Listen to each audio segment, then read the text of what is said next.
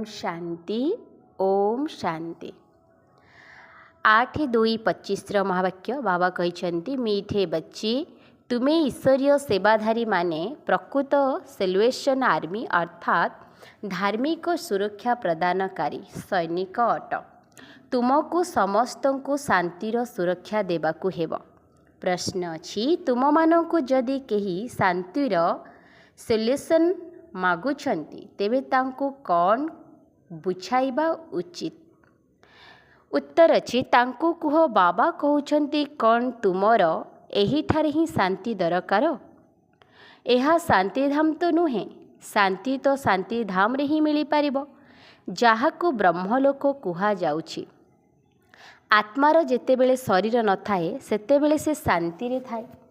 सत्ययुगरे पवित्रता सुख शांति सबु किछि अछि।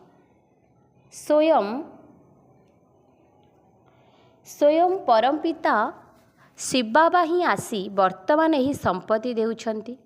तेणु तुमे माने बाबा को मने पकाओ। ओम शांति। आत्मार पिता बसी आत्मा मानन को बुझाउछंती समस्त मनुष्य कथा जानिछंती जे मो भितरे आत्मा अछि। तेणु जीव आत्मा कहउछंती ना। प्रथमे आमे आत्मा पछरे ही शरीर मिलुछि। केही मध्य निजर आत्मा को देखि नाहंती। केवल एतिकी जानुछंती जे मु हेउछि आत्मा। जेपरि आत्मा को जानिछंती देखि नाहंती सेहीपरि परमपिता परमात्मा को निमंते मध्य कहउछंती परमात्मा अर्थात परम आत्मा। किंतु तांको देखि नाहंती। ना निजको ना बाबा को देखिछंती। कहउछंती जे आत्मा गोटिए शरीर छाड़ी आउ गोटिए नेउछि। किंतु यथार्थ जानी नाहंती जे केउ आत्मा माने केते जन्म नेउछंती। आत्मा बाबा को डाकुछि किंतु ना बाबा को देखिछि ना यथार्थ रीति जानिछि। प्रथमे तो निज आत्मा को यथार्थ रूपे जानिबाकू हेब तेबे जाई बाबा को जानी पारिबो। जदि निजको ही जानी नाहंती तेबे बुझाइबे कौन? एहाको कुहा जाए सेल्फ रियलाइज करिबा अर्थात आत्मानुभूति करिबा। एहा केवल बाबांको बिना अन्य केही कराई पारिबे नाही। आत्मा कौन किपरि एवं केउठु आसुछि किपरि जन्म नेउछि किपरि एते छोट आत्मारे 84 जन्मर अभिनय भरी होई रहिछि एकथा केही मध्य जानी नाहंती। निजको ही जानी नाहंती तेणु बाबा को मध्य जानी पारु नाहंती। एही लक्ष्मी नारायण मध्य मनुष्यर पद अटे ना। एमाने एही पद किपरि पाइछंती एकथा केही मध्य जानी नाहंती। मनुष्य माने ही पुणी कुआडे गले किछि हेले मध्य जानी नाहंती। एबे तुमे माने तो सबु किछि जानिछ। आगरु किछि हेले जानी नथिल। जेपरि पिला माने पूर्वरु कौन जानी थाए जे बारिस्टर पद कौन पढ़ी पढ़ी बारिस्टर होई जाती। तेणु एही लक्ष्मी नारायण मध्य एही राजयोगर पाठ पढ़ी होइछंती। बारिस्टरी डाक्टरी आदि सबुर बही रही थाए ना। लक्ष्मी नारायण हेबार बही हेउछि गीता। पुणी ताहा मध्य किए सुनाउछंती? राजयोग किए सिखाउछंती? एकथा केही जानी नाहंती। से गीतारे नाम बदलाई देइछंती। शिव जयंती मध्य पालन करुछंती। शिव बाबा ही आसी तुमको कृष्णपुरीर मालिक करुछंती। कृष्ण स्वर्गर मालिक थिले ना। किंतु स्वर्ग को मध्य केही जानी नाहंती। नचेत काहेकि कही थांते जे कृष्ण द्वापर रे गीता सुनाउथिले। कृष्ण को द्वापर युग को नहीं जाइछंती। लक्ष्मी नारायण को सत्य युग को राम को त्रेता युग को नहीं जाइछंती। लक्ष्मी नारायण को राज्य रे उपद्रव आदि देखाउ नाहंती। कृष्ण को राज्य रे कंस राम को राज्य रे रावण आदि देखाइछंती। एकथा केही जानी नाहंती जे राधा कृष्ण ही लक्ष्मी नारायण हेउछंती। बिल्कुल ही अज्ञान अंधार रे बुड़ी रहिछंती। अज्ञान को अंधकार बोली कुहा जाए। ज्ञान को आलोक बोली कुहा जाउछि। एबे दुनिया को आलोकित किए कराउछंती? से होइछंती बाबा। ज्ञान को दिन भक्ति को राति कुहाଯାଏ। एबे तुमे माने जानुछ एही भक्ति मार्ग मध्य जन्म जन्मांतर परिचालित होई आसुछि। भक्ति द्वारा जन्म जन्मांतर तळକୁ ओह्लाई आसुछु। कला कम होई चलीछि। नुआ घर तियारी हेबारे पुणी दिन को दिन तार आयुष कम हो जाए। 4 भाग 3 भाग पुरुणा होईगले ताकू पुरुणा ही कुहाजिब। पिला मानंकर प्रथमे ही निश्चय हेबा उचित जे ये समस्तंकर पिता अटंती, जिए कि समस्तंकर सद्गति करूछंती।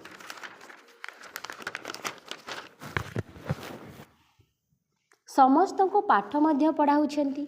समस्त को सीए मुक्तिधाम नहीं जिबे। तुम मानक पाखरे लक्ष्य रही। तुमे माने यही पाठ पढ़ी सारिबा परे सत्यजुगरी निजे गद्दी उपरे बसिब। बाकी समस्त आत्मा को बाबा मुक्तिधाम को नहीं जिबे।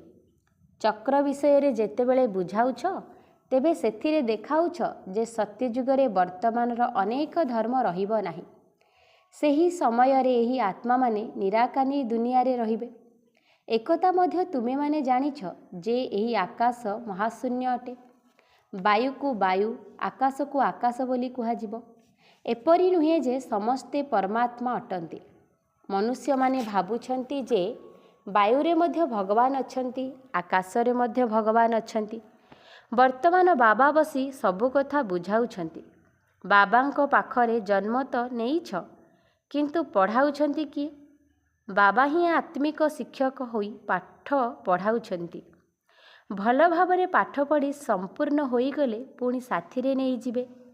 पुनर्बार तुमे माने अभिनय करिबाकू आसीब। सत्यजुगरे प्रथमे प्रथमे तुमे माने ही आसीथिलो। एबे पुणी सबु जन्मर अंतिम समय रे आसी पहुँचीच। पुणी प्रथमरु आसीब। वर्तमान बाबा कहउछंती दौड़ प्रतियोगिता कर। भल भावरे बाबा को मने पकाओ। अन्य मानंकु मध्य एही पाठ पढ़ाइबाकू पड़िब। नचेत एते जणकू किए पढ़ाइब? बाबांकर सहयोगी निश्चिंत हेबना। ईश्वरीय सेवाधारी बोली नाम मध्य रहिछि ना। इरांजी रे सेल्वेशन आर्मी बोली कुहा जाए। तेबे केउ सुरक्षा दरकार? समस्ते कहउछंती शांतिर सुरक्षा दरकार। बाकी दुनिया रे समाने कौन शांतिर सुरक्षा देउछंती? जेउ माने शांतिर सुरक्षा मागुछंती तांकू कुह बाबा कहउछंती तुमर कौन एबे एही ठारे ही शांति दरकार? एहा कोनोसी शांति धाम नुहे। प्रकृत शांति तो शांति धाम रे ही मिली पारिबो, जाहाको ब्रह्मलोक बोली कुहा जाउछि। आत्मा जेतेबेले शरीर न थाए से सेतेबेले शांति रे रही जाए। बाबा ही आसी एही संपत्ति देउछंती। तुम पाखरे बुझाइबा निमंते भल उपाय रहिबा दरकार। प्रदर्शनी रे जदि तुमे माने ठिया होई समस्तଙ୍କ कथा शुणिब तेबे अनेकंकर भूल बाहर करि पारिब। काहेकि ना बुझाइबा निमंते क्रमानुसारे अछंती ना। समस्ते जदि एकरस होइथान्ते ब्राह्मणी एपरि काहेकि लेखुछंती जे अमुक आसी भाषण करंतु। आरे तुमे मध्य ब्राह्मण अटना। बाबा अमुक मो ठारू होशियार अटे। बुद्धिमान मनुष्य ही उच्च पदर अधिकारी होइथान्ती। क्रमानुसारे तो रहिछंती ना। जेतेबेले परीक्षार फलाफल बाहरिब तुम मानंकु स्वतः साक्षात्कार हेब। सेतेबेले बुझी पारिब जे आमे तो श्रीमत पालन करि नथिलु। बाबा कहउछंती कौनसी विकर्म कर नाही। देहधारीଙ୍କ प्रति आकर्षण रख नाही। यह तो 5 तत्व रे तैयारी होइथिबा शरीर अटे ना। 5 तत्व को कौन पूजा करा जाए ना स्मरण करा जाए कि? जदिओ एही आखि द्वारा सबु किछि देखुछ, किंतु स्मरण एकमात्र बाबांकु ही कर। वर्तमान आत्मा को ज्ञान मिलिछि। एबे आमको घर को जीवाकू हेब, पुणी बैकुंठ को आसीबाकू हेब। आमको अनुभव करि पारिब, आत्मा को अनुभव करि पारिब, देखि पारिब नाही। एहीपरि ये ब्रह्मा बाबा मध्य अनुभव करि पारुछंती। हाँ, दिव्य दृष्टि द्वारा निज आत्मार घर अथवा स्वर्ग को देखि पारिब। बाबा कहउछंती पिला माने मनमना भव, मध्याजी भव, ଅର୍ଥାତ୍ ବାବାଙ୍କୁ ଏବଂ ବିଷ୍ଣୁପୁରୀଙ୍କୁ ମନେ ପକାଅ। ଏହା ହିଁ ତୁମର ଲକ୍ଷ୍ୟ ଅଟେ। ପିଲାମାନେ ଜାଣିଛନ୍ତି ଆମକୁ ଏବେ ସ୍ୱର୍ଗକୁ ଯିବାକୁ ହେବ, ବାକି ସମସ୍ତେ ମୁକ୍ତିଧାମକୁ ଯିବେ। ସମସ୍ତେ ତ ସତ୍ୟଯୁଗକୁ ଯାଇପାରିବେ ନାହିଁ। ତୁମର ହେଉଛି ଦେବତା ଧର୍ମ, ଏହା ମନୁଷ୍ୟମାନଙ୍କର ଧର୍ମ ହୋଇଗଲା। ବ୍ରହ୍ମଲୋକରେ ତ ମନୁଷ୍ୟମାନେ ରହନ୍ତି ନାହିଁ। ଏଠାରେ ହିଁ କେବଳ ମନୁଷ୍ୟ ସୃଷ୍ଟି ରହିଛି। ମନୁଷ୍ୟ ହିଁ ତମ ପ୍ରଧାନ ଏବଂ ପୁଣି ସତ୍ତ୍ୱପ୍ରଧାନ ହେଉଛନ୍ତି। ତୁମେ ପୂର୍ବରୁ ଶୂଦ୍ର ବର୍ଣ୍ଣରେ ଥିଲ, ଏବେ ବ୍ରାହ୍ମଣ ବର୍ଣ୍ଣରେ ହୋଇଛ। ଏହି ବର୍ଣ୍ଣ କେବଳ ଭାରତବାସୀମାନଙ୍କର ଅଟେ। ଅନ୍ୟ କୌଣସି ଧର୍ମକୁ ଏପରି ବ୍ରାହ୍ମଣବଂଶୀ ସୂର୍ଯ୍ୟବଂଶୀ କୁହାଯିବ ନାହିଁ। ବର୍ତ୍ତମାନ ସମୟରେ ସମସ୍ତେ ଶୂଦ୍ର ବର୍ଣ୍ଣର ଅଟନ୍ତି। ସମସ୍ତଙ୍କର ଜୀର୍ଣ୍ଣଶୀର୍ଣ୍ଣ ଅବସ୍ଥା ହୋଇଯାଇଛି। ତୁମେମାନେ ତମ ପ୍ରଧାନ ହୋଇଯାଇଛ, ତେଣୁ ସାରା ବୃକ୍ଷ ମଧ୍ୟ ଜୀର୍ଣ୍ଣଶୀର୍ଣ୍ଣ ଅର୍ଥାତ୍ ତମ ପ୍ରଧାନ ହୋଇଯାଇଛି। ପୁଣି କ'ଣ ସାରା ବୃକ୍ଷ ସତ୍ତ୍ୱପ୍ରଧାନ ହୋଇଯିବ? ସତ୍ତ୍ୱପ୍ରଧାନ ନୂଆ ବୃକ୍ଷରେ କେବଳ ଦେବୀ ଦେବତା ଧର୍ମାବଲମ୍ବୀ ହିଁ ରହିବେ। ପୁଣି ତୁମେମାନେ ସୂର୍ଯ୍ୟବଂଶୀରୁ ଚନ୍ଦ୍ରବଂଶୀ ହୋଇଯିବ। ପୁନର୍ଜନ୍ମ ତ ନେଉଛ ନା? ପୁଣି ବୈଶ୍ୟ ଶୂଦ୍ରବଂଶୀ, ଏସବୁ ନୂଆ କଥା ଅଟେ। ଆମକୁ ଜ୍ଞାନର ସାଗର ହିଁ ପାଠ ପଢ଼ାଉଛନ୍ତି। ସେ ହିଁ ଏକମାତ୍ର ପତିତ ପାବନ ସମସ୍ତଙ୍କର ସଦ୍ଗତି ଦାତା ଅଟନ୍ତି। ବାବା କହୁଛନ୍ତି, ମୁଁ ତୁମକୁ ଜ୍ଞାନ ଦେଉଛି। ତୁମେମାନେ ଦେବୀ ଦେବତା ହେବା ପରେ ଏହି ଜ୍ଞାନ ଆଉ ରହିବ ନାହିଁ। କାରଣ ଅଜ୍ଞାନୀମାନଙ୍କୁ ହିଁ ଜ୍ଞାନ ଦିଆଯାଇଥାଏ। ଦୁନିଆରେ ସମସ୍ତ ମନୁଷ୍ୟ ଏବେ ଅଜ୍ଞାନ ଅନ୍ଧକାରରେ ଅଛନ୍ତି। ତୁମେ ଆଲୋକରେ ଅଛ। ଏହାଙ୍କର 84 ଜନ୍ମର କାହାଣୀକୁ କେବଳ ତୁମେମାନେ ହିଁ ଜାଣିଛ। ଏବେ ତୁମମାନଙ୍କ ପାଖରେ ସମସ୍ତ ଜ୍ଞାନ ଅଛି। ମନୁଷ୍ୟମାନେ ତ କହିଦେଉଛନ୍ତି, ଭଗବାନ ଏହି ସୃଷ୍ଟି କାହିଁକି ରଚନା କରିଛନ୍ତି? କ'ଣ ଆମକୁ ମୋକ୍ଷ ମିଳିପାରିବ ନାହିଁ? ଆରେ ଏହା ତ ପୂର୍ବ ପ୍ରସ୍ତୁତ ଖେଳ ଅଟେ, ଅନାଦି ଡ୍ରାମା ଅଟେ ନା? ତୁମେମାନେ ଜାଣୁଛ ଆତ୍ମା ଗୋଟିଏ ଶରୀର ଛାଡ଼ି ଯାଇ ଅନ୍ୟ ଏକ ଶରୀର ନେଉଛି। ଏଥିରେ ଚିନ୍ତା କରିବାର କ'ଣ ଆବଶ୍ୟକତା ଅଛି? ସେହି ଆତ୍ମା ଆସି ନିଜର ଦ୍ୱିତୀୟ ଅଭିନୟ ଆରମ୍ଭ କରୁଛି। ମନୁଷ୍ୟ ହଜିଥିବା ଜିନିଷ ପାଇବା ପାଇଁ ହିଁ କାନ୍ଦିଥାନ୍ତି। ପୁଣି ଥରେ ତ ଜିନିଷ ମିଳିବ ନାହିଁ, ତେଣୁ କାନ୍ଦିବାରେ କି ଲାଭ ଅଛି? ଏବେ ତୁମ ସମସ୍ତଙ୍କୁ ମୋହଜିତ ହେବାକୁ ପଡ଼ିବ। ଏହି କବରସ୍ଥାନରେ କ'ଣ ମୋହ ରଖିବ? ଏଥିରେ ଦୁଃଖ ହିଁ ଦୁଃଖ ରହିଛି। ଆଜି ଛୋଟ ପିଲା ହୋଇଛନ୍ତି, କାଲି ପିଲା ବଡ଼ ହୋଇ ଏପରି ହୋଇଯାଉଛନ୍ତି ଯେ ବାପାର ପଗଡ଼ି ଓହ୍ଲାଇବାରେ ମଧ୍ୟ ବିଳମ୍ବ କରୁନାହାନ୍ତି। ବାପା ସହିତ ମଧ୍ୟ ଲଢ଼େଇ କରିଥାନ୍ତି। ଏହାକୁ ନିର୍ଧନମାନଙ୍କର ଅର୍ଥାତ୍ ମୁରବିହୀନ ଦୁନିଆ ବୋଲି କୁହାଯାଉଛି। କେହି ହେଲେ ବିଦ୍ୱାନ ପଣ୍ଡିତ ନାହାନ୍ତି ଯିଏକି ଶିକ୍ଷା ଦେବେ। ବାବା ଯେତେବେଳେ ଏପରି ଅବସ୍ଥା ଦେଖୁଛନ୍ତି, ତେବେ ଧନୀ କରାଇବା ପାଇଁ ଆସୁଛନ୍ତି। ବାବା ହିଁ ଆସି ସମସ୍ତଙ୍କୁ ଧନୀ କରୁଛନ୍ତି। ଧନୀ ଆସି ସମସ୍ତଙ୍କର ଝଗଡ଼ା ସମାଧାନ କରୁଛନ୍ତି। ସତ୍ୟଯୁଗରେ କୌଣସି ଝଗଡ଼ା ହେବ ନାହିଁ। ସାରା ଦୁନିଆର ଝଗଡ଼ା ତୁଟାଇ ଦେଉଛନ୍ତି। ପୁଣି ଜୟ ଜୟକାର ହୋଇଯାଉଛି। ଏଠାରେ ଅଧିକ ସଂଖ୍ୟାରେ ମାତାମାନେ ଅଛନ୍ତି। ପୁରୁଷମାନେ ମାତାମାନଙ୍କୁ ଆଦି ଦାସୀ ବୋଲି ମଧ୍ୟ ଭାବୁଛନ୍ତି। ହାତଗଣ୍ଠି ପକାଇବା ସମୟରେ କହିଥାନ୍ତି, ତୁମର ସ୍ୱାମୀ ହିଁ ଈଶ୍ୱର, ଗୁରୁ ଆଦି ସବୁକିଛି ଅଟନ୍ତି। ପ୍ରଥମେ ଶ୍ରୀମାନ, ପୁଣି ପରେ ଶ୍ରୀମତୀ ରହିଛି। ବର୍ତ୍ତମାନ ବାବା ଆସି ମାତାମାନଙ୍କୁ ଆଗରେ ରଖୁଛନ୍ତି। ତୁମମାନଙ୍କ ଉପରେ କେହି ବିଜୟ ପ୍ରାପ୍ତ କରିପାରିବେ ନାହିଁ। ତୁମକୁ ବାବା ସବୁ ନିୟମ ଶିଖାଉଛନ୍ତି। ମୋହଜିତ ରାଜାଙ୍କର ଗୋଟିଏ କଥା ଅଛି, ଏସବୁ ମନଗଢ଼ା କାହାଣୀ ଅଟେ। ସତ୍ୟଯୁଗରେ ତ ଅକାଳ ମୃତ୍ୟୁ ହୋଇନଥାଏ। ଉଚିତ ସମୟରେ ଆତ୍ମା ଗୋଟିଏ ଶରୀର ଛାଡ଼ି ଅନ୍ୟ ଗୋଟିଏ ଶରୀର ନେବ, ସାକ୍ଷାତକାର ହେବ। ବର୍ତ୍ତମାନ ଏହି ଶରୀର ବୃଦ୍ଧ ହୋଇଗଲାଣି, ପୁଣି ନୂଆ ଶରୀର ନେବାକୁ ହେବ। ତୁମେମାନେ ଯାଇ ପୁଣି ଛୋଟ ପିଲା ହେବ, ଖୁସି ଖୁସିରେ ଶରୀର ନେବ। ଏଠାରେ ତ ଯେତେ ବୁଢ଼ା ଅଥବା ରୋଗୀ ହୋଇଥାନ୍ତୁ, ଜାଣିଯାଆନ୍ତି ଯେ ଏହି ଶରୀର ଛାଡ଼ିଦେଲେ ଭଲ ହେବ, ତଥାପି ମଧ୍ୟ ମୃତ୍ୟୁ ସମୟରେ ନିଶ୍ଚିନ୍ତ ଭାବରେ କାନ୍ଦନ୍ତି। ବାବା କହୁଛନ୍ତି, ବର୍ତ୍ତମାନ ତୁମେମାନେ ଏପରି ଜାଗାକୁ ଯାଉଛ ଯେଉଁଠାରେ କ୍ରନ୍ଦନର କୌଣସି ନାମ ହିଁ ରହିବ ନାହିଁ। ସେଠାରେ ତ କେବଳ ଖୁସି ହିଁ ଖୁସି ରହିବ। ସେଥିପାଇଁ ତୁମେମାନେ କେତେ ଅସରନ୍ତି ବେହଦର ଖୁସିରେ ରହିବା ଉଚିତ। ଆରେ ଆମେ ବିଶ୍ୱର ମାଲିକ ହେବାକୁ ଯାଉଛୁ। ଏହି ଭାରତ ଦିନେ ସାରା ବିଶ୍ୱର ମାଲିକ ଥିଲା, ଏବେ ଟୁକୁଡ଼ା ଟୁକୁଡ଼ା ହୋଇଗଲାଣି। ତୁମେମାନେ ହିଁ ପୂଜ୍ୟ ଦେବତା ଥିଲ, ପୁଣି ପୂଜାରୀ ହୋଇଯାଇଛ। ଭଗବାନ କ'ଣ ନିଜେ ପୂଜ୍ୟ ନିଜେ ପୂଜାରୀ ହୁଅନ୍ତି କି? ଯଦି ସେ ମଧ୍ୟ ପୂଜାରୀ ହେବେ ତେବେ ପୁଣି ତାଙ୍କୁ ପୂଜ୍ୟ କିଏ କରାଇବ? ଡ୍ରାମାରେ ବାବାଙ୍କର ପାର୍ଟ ହିଁ ଅଲଗା ରହିଛି। ସେ ହିଁ ଜ୍ଞାନର ସାଗର ଅଟନ୍ତି, ସେହି ଜଣଙ୍କର ହିଁ ମହିମା ରହିଛି। ତେବେ ଜ୍ଞାନର ସାଗର କେତେବେଳେ ଆସିବେ ଏବଂ ଜ୍ଞାନ ଦେବେ ଯାହାଦ୍ୱାରା ସଦ୍ଗତି ମିଳିବ? ନିଶ୍ଚିନ୍ତ ଭାବରେ ତାଙ୍କୁ ଏଠାକୁ ଆସିବାକୁ ପଡ଼ିବ। ପ୍ରଥମେ ତ ଏହି କଥା ବୁଦ୍ଧିରେ ରଖିବାକୁ ହେବ ଯେ ଆମକୁ କିଏ ପାଠ ପଢ଼ାଉଛନ୍ତି। ତ୍ରିମୂର୍ତ୍ତି, ସୃଷ୍ଟିଚକ୍ର ଏବଂ କଳ୍ପବୃକ୍ଷ, ଏହା ହେଉଛି ମୁଖ୍ୟ ଚିତ୍ର। ବୃକ୍ଷକୁ ଦେଖିଲେ ତୁରନ୍ତ ବୁଝିଯିବେ ଯେ ଆମେ ତ ଅମୁକ ଧର୍ମର ଅଟୁ, ଆମେ ସତ୍ୟ ଯୁଗକୁ ଯାଇପାରିବୁ ନାହିଁ। ଏହି ଚକ୍ର ତ ବହୁତ ବଡ଼ ହେବା ଦରକାର।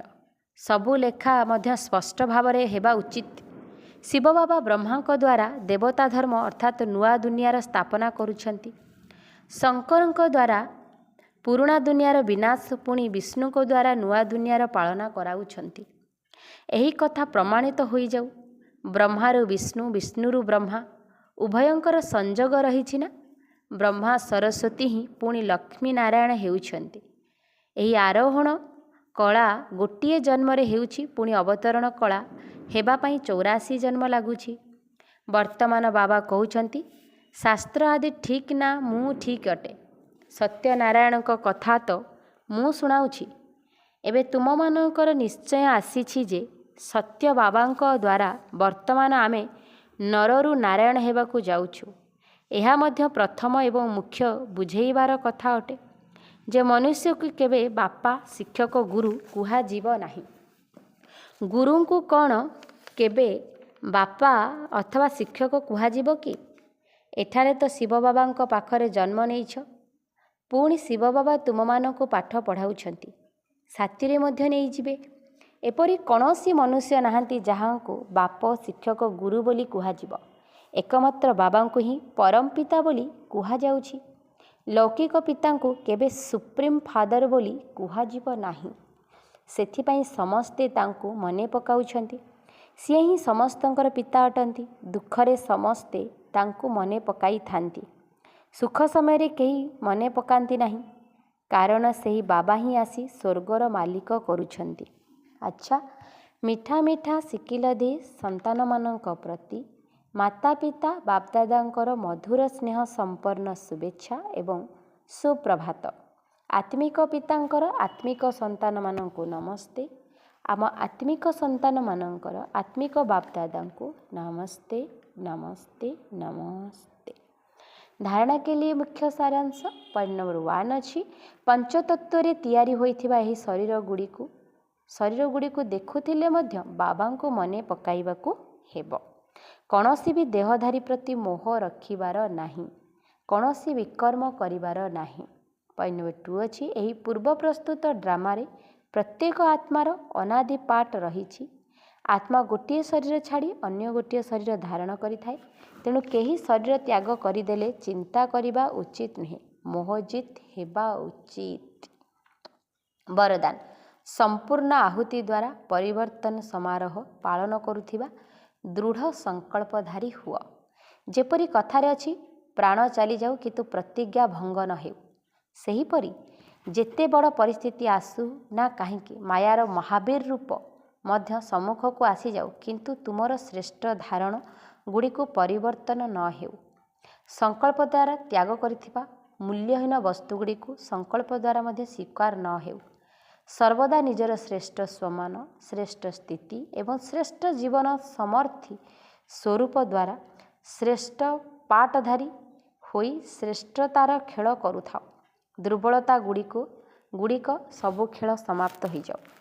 ଯେତେବେଳେ ଏହିଭଳି ସମ୍ପୂର୍ଣ୍ଣ ଆହୁତିର ସଂକଳ୍ପ ଦୃଢ଼ ହୋଇଯିବ, ସେତେବେଳେ ଯାଇ ପରିବର୍ତ୍ତନ ସମାରୋହ ହେବ। ତେଣୁ ଏହି ସମାରୋହର ତିଥିକୁ ଏବଂ ସଂଗଠିତ ରୂପରେ ନିର୍ଦ୍ଧାର୍ଯ୍ୟ କର।